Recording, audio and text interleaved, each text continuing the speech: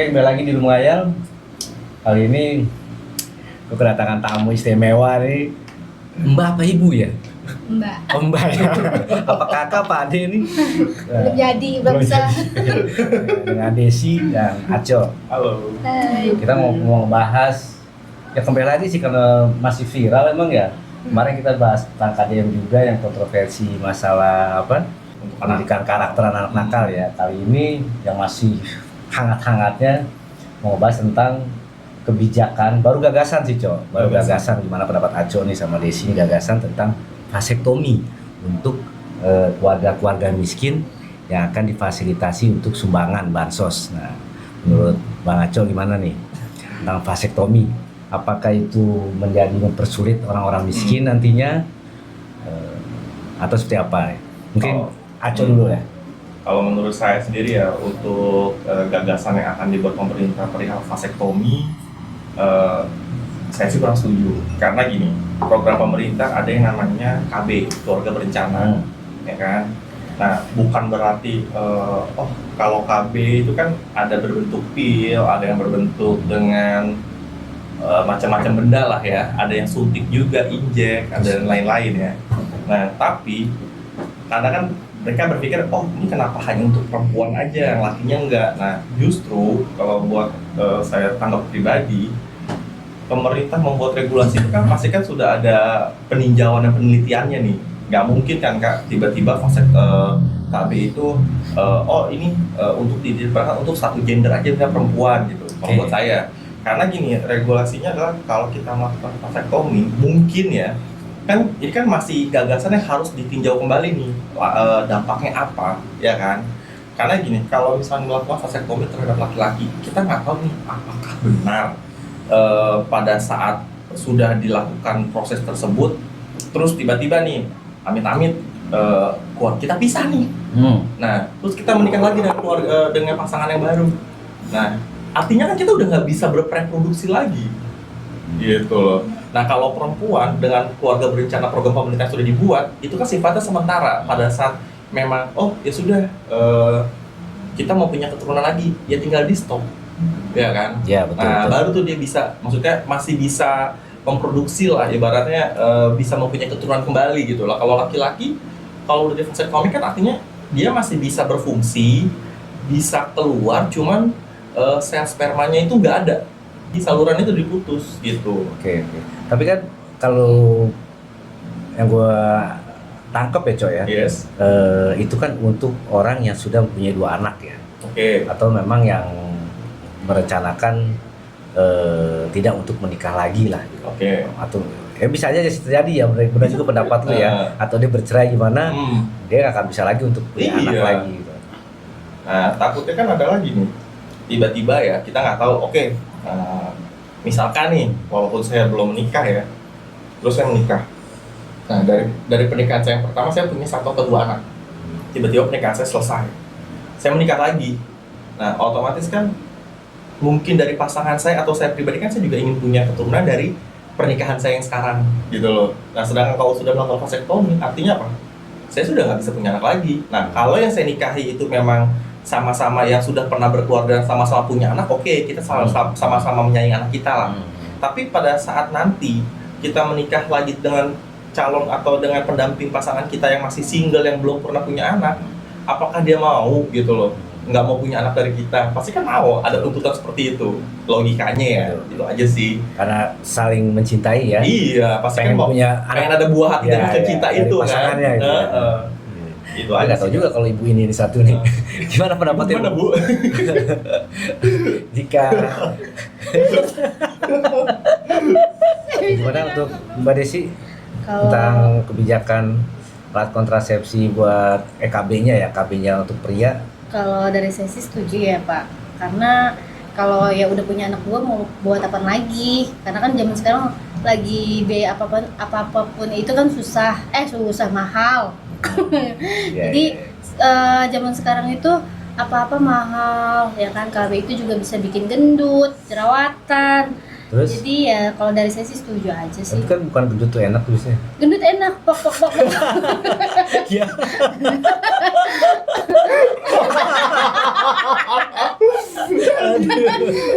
Gitu loh.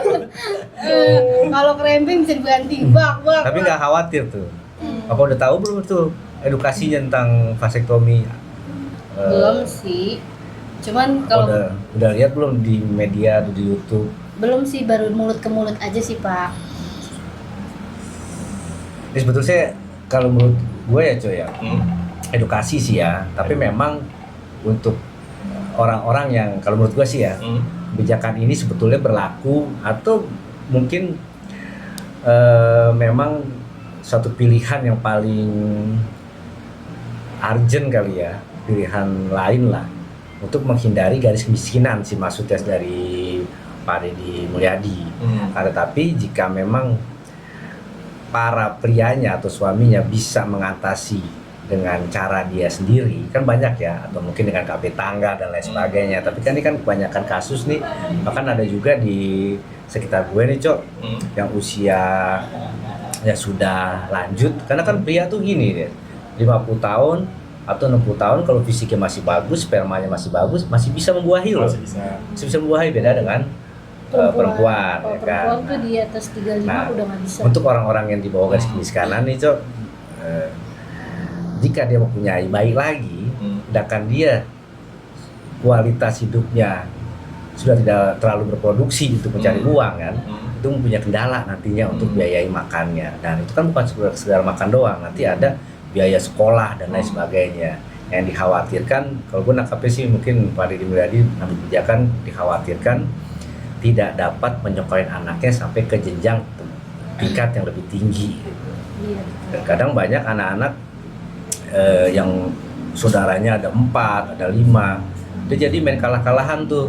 Entah anak yang pertama yang bisa sekolah SMA, anak yang kedua, ketiga cuma sampai SMP itu sih. Tapi memang yang dikhawatirkan ini edukasi sih ya, harus ini penanganannya pun harus lebih ekstra hati-hati kalau menurut gue sih. Dalam arti jangan sampai ada miss di sini dalam penanganan vasektomi, karena jika ada miss dalam pengoperasi kan namanya juga manusia, pasti ada human error kan.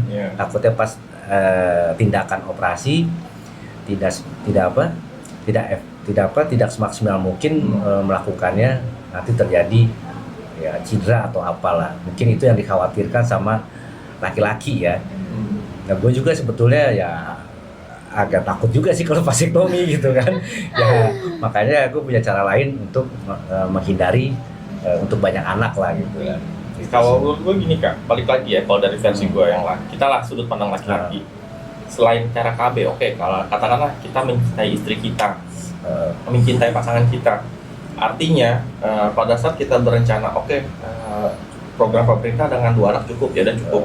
Nah, tapi bagaimana untuk kita tetap kehidupan lebih lanjutnya bagus-bagus ya di sisi yang kita tahu sisi rumah tangga diranjang lah ya.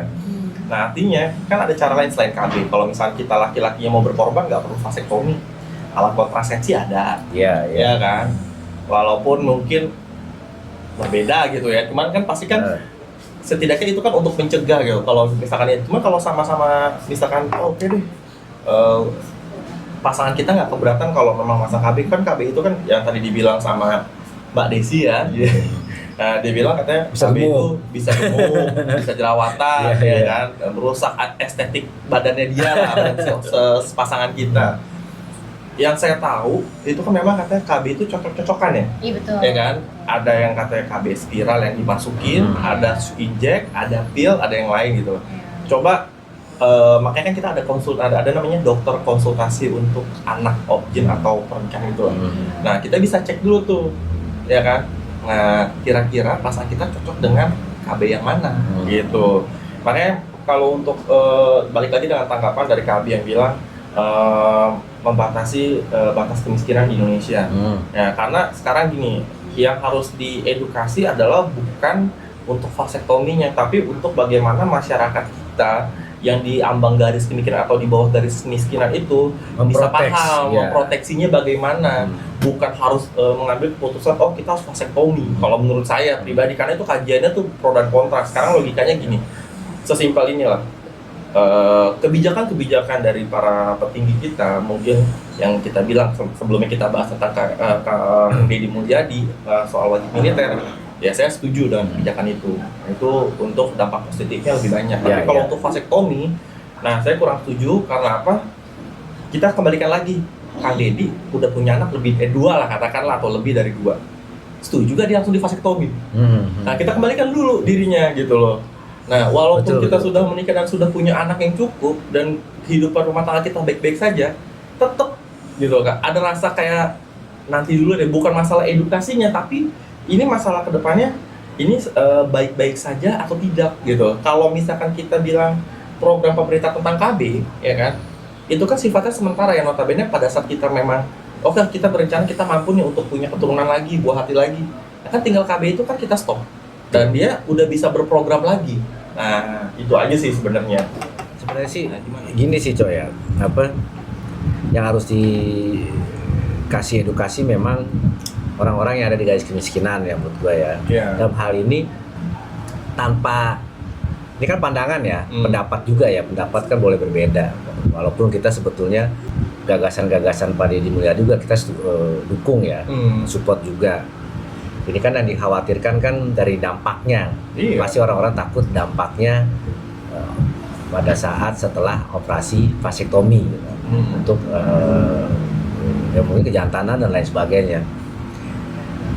Karena dikhawatirkan kan namanya hubungan suami istri itu kan mau orang miskin, mau orang kaya tidak semulus apa yang kita bayangkan. Betul. Bisa terjadi nanti di pertengahan jalan ada perceraian. Iya. Tadi Raco bilang itu juga masuk logika juga ya.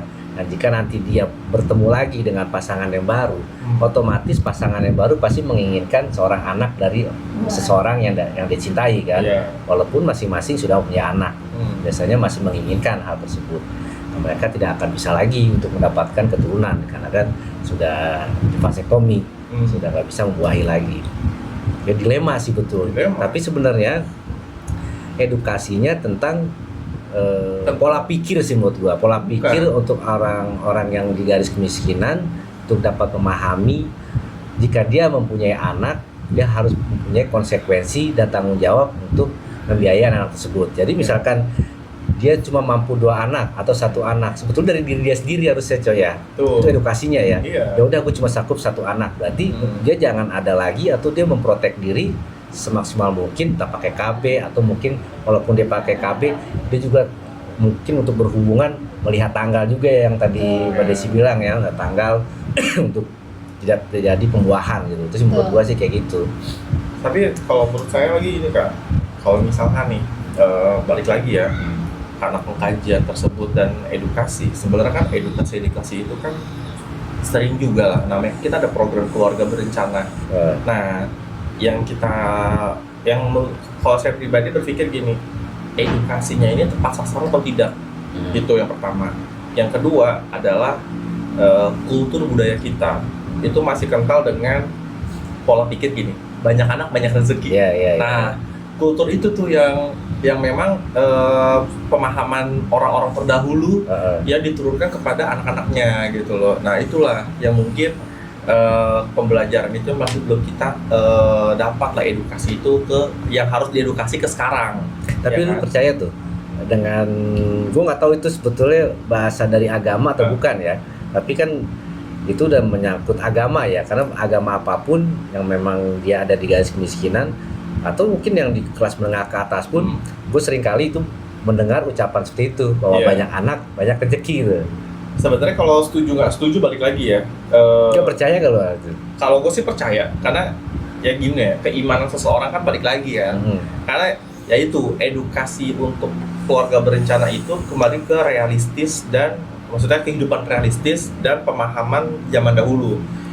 Jadi pada saat bilang banyak anak banyak rezeki, banyak anak banyak rezeki kalau memang anak-anak kita mampu biayai dan kita mampu didik. Berarti kedepannya akan menjadi rezeki buat nanti masa tua kita, kalau menurut gua. Tapi beda cerita, banyak anak tapi nggak dapat rezeki. Itu karena apa? Kita bisa membuat anak tapi kita nggak merawat anak kita, ya kan? Artinya kan di situ kan Tuhan marah nih. Lu gua kasih titipan, tapi kok titipan gua nggak lu jaga. Nah, artinya kan sekarang gini, Kak Abi nih saya pinjemin mobil. Ya minimal pasti kan kalau saya Kak Abi dipinjemin mobil, orang yang tahu diri, ya saya dipinjemin mobil minimal saya bensin saya isi, saya cuci, atau kalau perlunya, kalau udah batas ganti oli atau servisnya ya saya bawa ke bengkel. Kan seperti itu, jadi ada rasa tanggung jawab kan. Nah sekarang kan dibilang banyak anak tapi kok gue banyak anak tapi makin sulit ya, balik lagi ke masing-masing ya kan. Orang tersebut sudah mempunyai kemampuan untuk menjaga amanah itu, jangan sampai zaman sekarang taunya buat aja tapi mendidik dan merawatnya nggak bisa. Nah itu yang jadi bumerang buat mereka. Jadi kalau yang dibilang banyak anak banyak rezeki, ya bagaimana sih orang tua tersebut bisa mendidik dan mengarahkan anak tersebut sampai benar-benar anak tersebut tuh mampu memetik hal-hal positif dari kehidupannya mereka gitu sih. Itu sih edukasi aja. Jadi edukasinya itu bukan hanya dari keluarga berencana, 2 anak cukup, oh ya gini-gini. Sebenarnya kalau mau 1, 2, 3, 4, 5 pun selama mereka mampu untuk mendidik anak mereka dengan baik, itu fine-fine aja sih kalau menurut saya. Itu untuk keluarga yang mampu berarti Kak. Mau nggak tidak mampu pun begitu. Cuma kan sekarang makanya gini, edukasinya itu adalah harus diimbangi, bukan hanya untuk edukasi keluarga berencana, tapi untuk edukasi dari sudut pandang yang lain. Contoh, dari keluarga berencana pemerintah seperti ini. Nah, dari sudut pandang agama seperti ini. Tapi dari sudut pandang sosial seperti ini. Nah, tiga-tiga itu mesti masuk gitu. Jangan sampai hanya kan pasti kan kayak misalkan nih orang-orang yang di bawah garis kemiskinan nanya dong, 2 anak cukup. Emang pemerintah mau meratin anak orang-orang yang di bawah garis kemiskinan? Udah ya 2 anak aja ya, kan nggak mungkin kan? Entah malamnya mereka buat lagi kita nggak tahu jadi kan? Nah itu yang kita tahu, yang kita masih terapkan ke edukasi seperti itu. Jadi kenapa 2 anak cukup? Kenapa harus 2 anak? Ya kan? Karena seperti ini. Karena terkadang edukasi yang didapat adalah hanya menjelaskan udah 2 anak cukup ya, tapi tidak menjelaskan alasannya kenapa gitu loh. Biaya hidupnya kah, ininya kah? Kalau di daerah Aceh sama Mbak Desi gimana nih? Di era tahun 90-an, Des, kan? Ada namanya posyandu. Oh iya. Nah, kalau sekarang masih ada nggak sih sebetulnya posyandu? Masih. Tiap sebulan sekali tuh pasti ada. Masih ada. Posyandu, ya. Nah, biasanya kan kalau di posyandu itu kan ada program keluarga berencana tuh. Ada. Nah, seharusnya kalau dulu ya, coy, ya dulu tuh zaman Orde Baru tuh ya, gua ngalamin banget. Itu memang rata-rata anak jumlahnya kecil dalam satu keluarga gitu. Nah kalau sekarang tuh banyak gue temuin juga suatu keluarga yang anaknya lebih dari 2, bahkan lebih dari 3 gitu.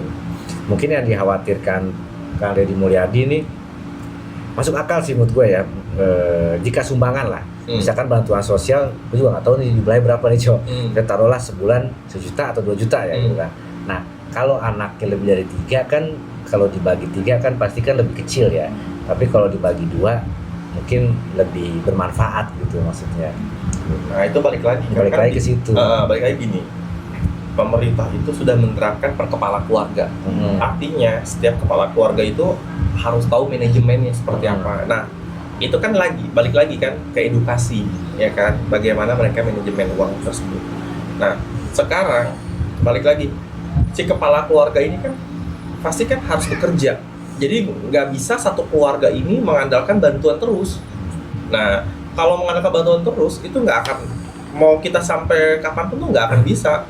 Ya kita harus bekerja. Nah itu berarti harus ada edukasi juga di situ bahwa masyarakat kita itu jangan sampai mempunyai pandangan hidup bahwa ntar gue dibantu sama pemerintah, Nah itu kan yang berbahaya seperti itu sebetulnya. Jadi jangan sampai dibuat ketergantungan.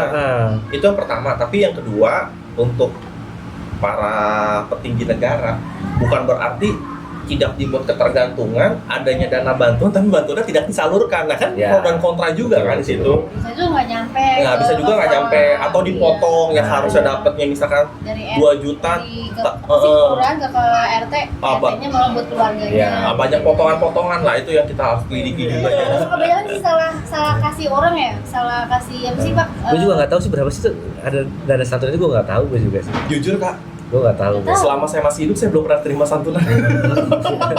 Maaf ya. Mohon maaf ya. Tapi anak yatim. Yatim ini. Walaupun saya sekarang anak yatim, tapi saya tidak pernah menerima bantuan. Mohon maaf ya. Padahal saya butuh sumbangan. Dalam hati saya butuh. Tapi lu pernah dapat? Belum pernah. Itulah, jadi pro dan kontranya ya mungkin bantuan para media juga untuk memantau juga untuk alur dari dana tersebut kemana. Kan kita butuh bantuan media supaya apa? Aluran dana tersebut tuh benar terjadi. Kalau itulah bagusnya media ya. Pada saat nggak ada media kan belum se-booming sekarang zaman ini. Kita nggak tahu nih stopnya di mana, potongannya di mana, berapa yang dikeluarkan. Jadi transparansinya nggak ada. Tapi pada saat media sudah ikut andil, saya rasa tuh orang atau manajemen atau petinggi-petinggi negara tuh akan berpikir 2-3 kali untuk melakukan hal-hal tersebut lah. Jadi memang tepat sasaran untuk memberikan bantuannya gitu dengan nilai yang ya benar nilai yang transparan, yang dibantunya segini dari dinas sosial ya segini yang didapat gitu, tinggal dibagi aja berapa. Itu sih Kak. Makanya saya nggak setujunya vasektomi. Sekarang gini, pemerintah sudah ada namanya Kementerian Dinas Sosial, sudah ada lembaga yang namanya keluarga berencana, sudah ada lagi yang namanya kayak perlindungan anak ya kan, sampai perlindungan keluarga kalau ada KDRT dan lain itu ada semua. Jadi untuk apa kalau buat saya ya kan, itu aja sih kalau kenapa saya kontra dengan vasektomi itu.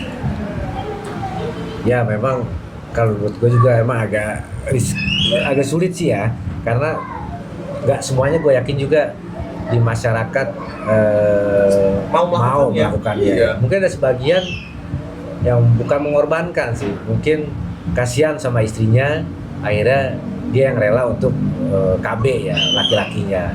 Tapi kalau menurut gue sih masih banyak yang takut dan menolak mungkin. Kalau menurut saya gini, balik lagi ke agama. Kayak contoh, ya kita kan maksudnya tidak mau ngomong rasis atau satu agama gimana, saya ngomongnya universal dari balik ke saya ya. Jadi kayak misalkan vasektomi itu adalah udah alternatif paling terakhir lah, atau hukuman ya, atau jatuhnya bisa diberikan untuk hukuman. Jadi contoh, kalau ada anak atau orang kayak misalkan nih pemerkosaan untuk anak-anaknya pedofil atau pemerkosaan, nah itu mungkin jatuhnya adalah berikan hukuman vasektomi atau kebiri tersebut. Nah itu saya setuju. Tapi kalau untuk orang yang sukarela untuk melakukan atau bukan sukarela atau sebuah program yang diharuskan, saya nggak setuju. Kalau untuk hukuman itu kan sebuah ganjaran supaya dia tidak melakukan hal-hal tersebut ke dampak yang lebih luas, karena kan pada saat ada kekerasan seksual pada anak-anak itu kan berdampaknya kan terus-terusan seumur hidup gitu loh, kasihan. Nah dijadikan hukuman saya setuju, tapi kalau dijadikan untuk hal yang diharuskan dan diwajibkan saya nggak setuju. Itu aja. Bahkan ada lagi yang lucu tuh, ibu-ibu tuh biasanya tuh, perempuan biasanya tuh takut ya kan, wah kalau laki gua di vasektomi dia bisa selingkuh kemana-mana katanya tuh kan. Ya itu masuk akal juga sih, karena kan ya itu manusiawi ya kan, karena manusia pasti banyak nakal ya, banyak salah ya. Ketika dia merasa aman kan untuk melakukan hubungan seksual karena nggak terbebani dengan kehamilan. Betul. Ya orang bisa leluasa untuk melakukan perselingkuhan. Tapi itu ada memang tuh ibu-ibu yang lucu kayak gitu tuh.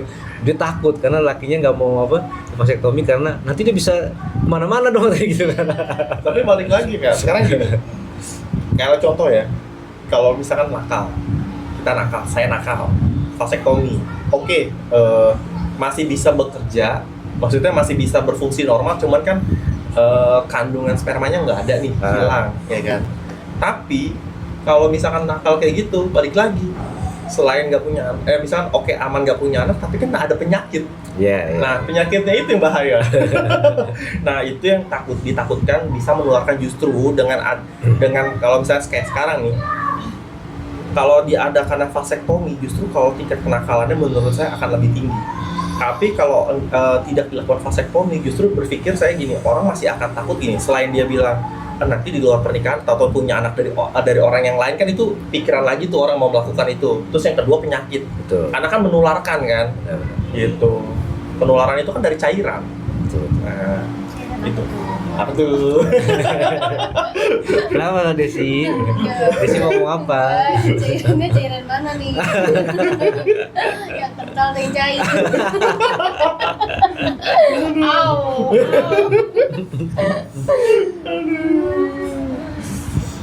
Mbak Desi di balik saya mulu atau? Panas guys. Panas. tempatnya lagi kurang bagus ya, tapi dikit lagi turun kok ini mataharinya. Tapi emang bener Cok, dari satu sisi gue melihatnya hal yang positif ya, tetapi setiap tindakan nggak semuanya ada hal positifnya juga. Di situ ada hal negatifnya, itu pasti. Dan itu tergantung bagaimana individunya kan, dia menjalani kayak gimana. Sebetulnya tanpa harus ada vasektomi menurut gua ya, bukannya tidak setuju atau setuju ya, tapi sebetulnya pola pikir dari SDM kita si masyarakat ya harus tahu gitu kekuatannya seperti apa. Karena orang negara yang maju coba kayak contoh Jepang dah, kenapa dia bisa sedikit masyarakatnya, bahkan anak-anaknya juga sedikit ya, generasi mereka ya dibanding Asia Tenggara kan. Asia Tenggara paling banyak lah, India juga banyak, Cina juga banyak, Indonesia apalagi banyak juga kan. Nah itu harus ada edukasi seperti itu sebetulnya. Kayak contohnya gitu, kalau bukan cuma anak yang ada di garis kemiskinan menurut gue Cok, orang yang ada di level menengah pun juga sama. Kalau dia ingin mempunyai mungkin generasi dia yang mapan nantinya, atau mungkin dia pengen sampai sekolah yang munafik gitu kan, yang keren, kan itu perlu biaya kan. Betul. Karena biaya mahal deh, mahal banget. SMA aja kalau swasta pun atau SMP juga mahal kan biayanya kan, perlu bahkan ada 100 juta lah kita untuk kita sekolah anak yang bagus itu kan, bayar uang pangkalnya kan. Nah harus sadar diri menurut gua Cok. Generasi kita tuh sebetulnya di Indonesia nih yang harus diberikan edukasi menurut gua nih, kesadaran diri, harus bisa mengukur kemampuan menurut gua. Kalau gua emang mampu punya anak 2 ya udah, berarti gua punya program anak 2. Tapi setelah kita bekerjanya bagus, kita sanggup untuk punya anak 3 karena kita pengen punya keluarga besar, yang nggak sah-sah aja kan, seperti itu. Tapi gini Pak, rata-rata nih Pak, dari mertua nih, masa punya anak 1 doang, sedangkan kita cuma mampu 1. Sedangkan dorongan dari orang tua, mertua, emang jadi tuh kayak ibarat kata kayak investasi di masa tua kita. Sebenarnya kan anak itu bukan investasi di masa tua kita ya. Yang namanya anak ya udah kan, maksudnya bukan investasi lah. Maksudnya kan dapat dorongan dari mertua, dari teman. Masa cuma anak 1 bla bla bla bla. Sedangkan mereka nggak tahu kan kalau kita juga mati-matian buat ngidupin anak 1 ini. Yang penting anak 1 itu berkualitas. Gitu. Setuju. Tapi memang masih ada kayak gitu ya Des ya? Iya, buat investasi gitu. Nah gitu dong, lo mau tadi. Iya. Nah terus kalau punya anak 2 nih, ya kan, terus kan kadang laki nih, terus laki lagi nih, masih ada nggak omongan kayak gitu biasanya? Pasti masih ada ya. Tapi bener Cok, gue juga ngalamin kayak gitu Cok. Ngalamin gue juga pernah. Ayo dong, kan laki doang nih, jadi 3 lah, ada ceweknya dong, masih Tinder laki lagi nih, ada lagi omongan. Kalau kita bisa milih ya Pak, jenis kelamin ya, kita nggak bisa milih. Suruh nungging ya saya nungging. Katanya biar jadi cewek, ya. Oh kalau begitu katanya gitu. Ya, enggak sih, katanya kalau nungging dapetnya laki, tapi sebenarnya laki sih. Oh laki.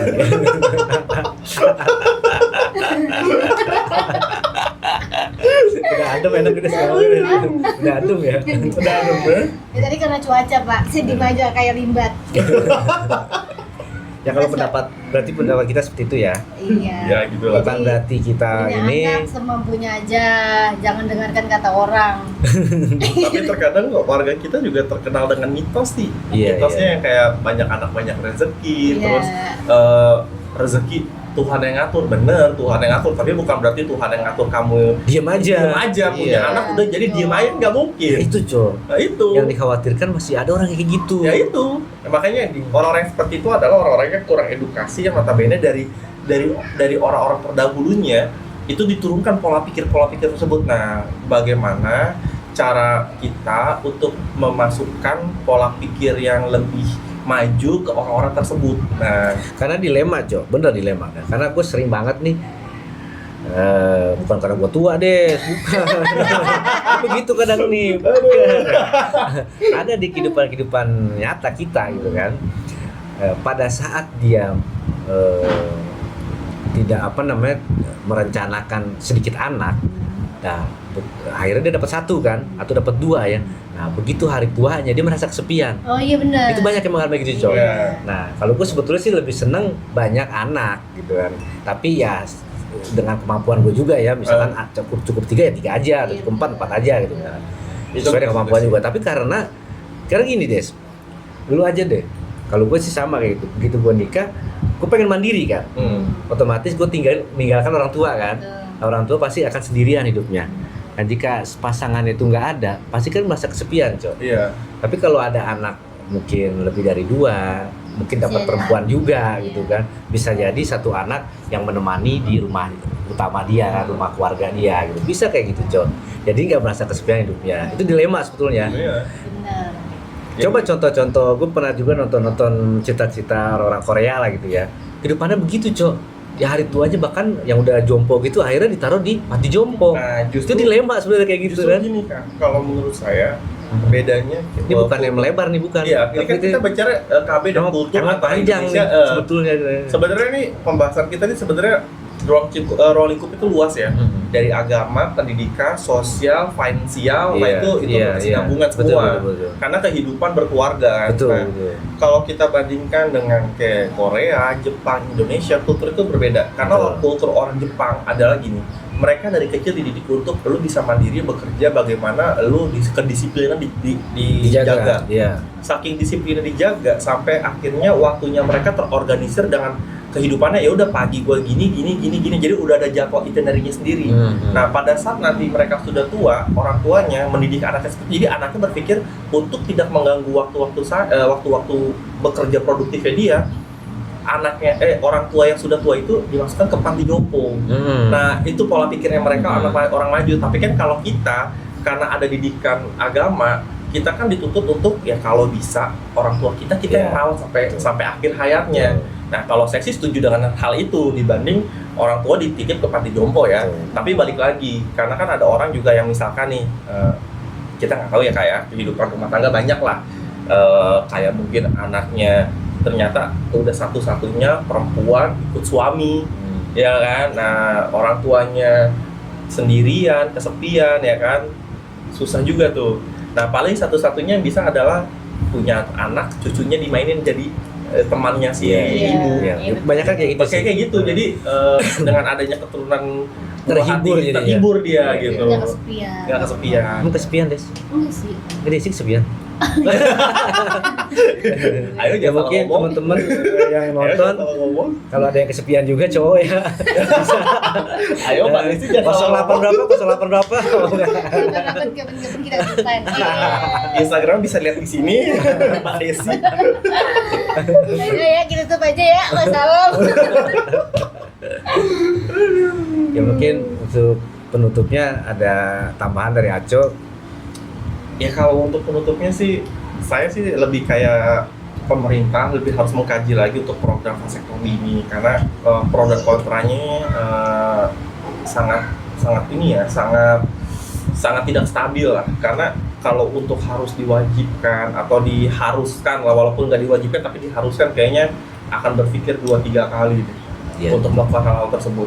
Ya balik lagi, kalau memang mau mempelopori itu dimulailah dengan ya para petinggi negara dulu, membuktikan ke masyarakat bahwa nih saya vasektomi. Gitu. Karena apa? Logikanya jadi apa-apa gitu. Ya kan, logikanya kalau misalnya petinggi negara udah duluan di media dia melakukan vasektomi dengan adanya benar-benar, maksudnya bukan berarti masuk ruang operasi ternyata di ruang operasi dia ngopi, kan nggak vasektomi, artinya kan pembohongan publik ya kan. Harus ada hasil yang real kalau mereka melakukan itu. Nah ya udah, saya berani lah gitu. Tapi berpikir 2 kali juga sih walaupun mereka melakukan. Nggak berani saya. Karena kita seorang cowok nih Jess ya, belum tahu juga nih cowok, belum ada temen yang vasektomi soalnya. Apa perlu pas kira dicoba dulu? enaknya tuh nikmatin apa enggak gitu Des ya. Takutnya ada perbedaan ya Des ya. Ada cairan, Pak. Ya, Ada cairan. kekuatan.